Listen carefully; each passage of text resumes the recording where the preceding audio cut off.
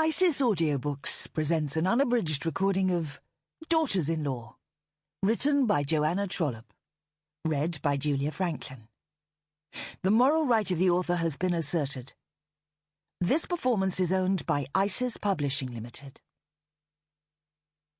Chapter 1.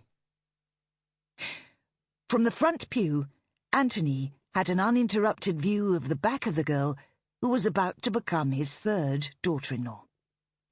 The church had a wide aisle and a broad carpeted space below the shallow chancel steps, where the four little bridesmaids had plopped themselves down in the pink silk nests of their skirts during the address, so that there was a clear line of sight between Anthony and the bridal pair.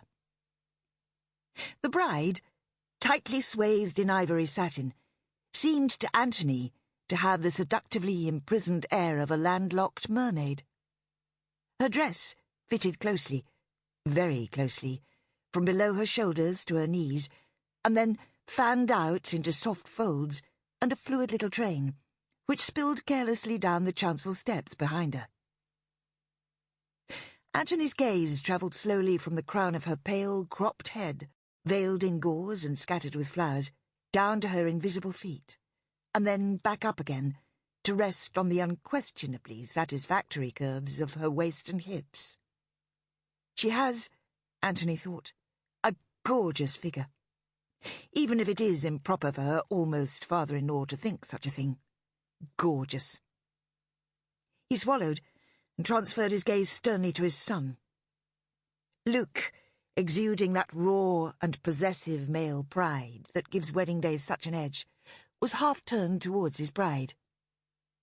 There had been a touching moment 5 minutes before, when Charlotte's widowed mother had reached up to fold her daughter's veil back from her face, and the two had regarded each other for several seconds, with an intensity of understanding that excluded everyone else around them.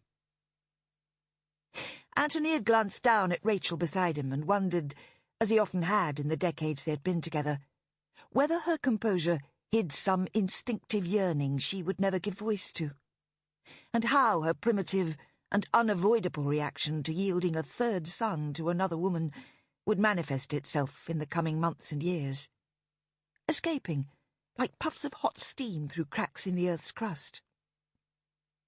"Okay," he said softly. Rachel took no notice. He couldn't even tell if she was actually looking at Charlotte, or whether it was Luke she was concentrating on, admiring the breadth of his shoulders and the clearness of his skin, and asking herself at some deep level if Charlotte really knew what an extravagantly fortunate girl she was. Instead of a conventional hat, Rachel had pinned a small explosion of green feathers to her hair, very much on one side, and the trembling of the feathers, like dragonflies on wires, seemed to Anthony the only indication that Rachel's inner self was not as unruffled as her outer one. Well, he thought, unable to gain her complicity, if she is absorbed in Luke, I will return to contemplating Charlotte's bottom. I won't be alone. Every man in the church who can see it will be doing the same. It is sheer prissiness to pretend otherwise. The priest, a jovial man wearing a stole patterned with aggressive modern embroidery, was delivering a little homily based on a line from Robert Browning, which was printed inside the service sheet. "Grow old along with me, the best is yet to be." This poem, he was saying, was not actually about marriage. It was about the reward experience can be for the loss of youth. It was a tribute to a Sephardic Jewish scholar of the 12th century. But all the same it was relevant. It celebrated joy. It commanded us all to call the glory from the grey. It urged trust in God. The priest spread his wide, white-sleeved arms and beamed upon Charlotte and Luke, and Charlotte's mother in her lace dress and coat, and all the congregation.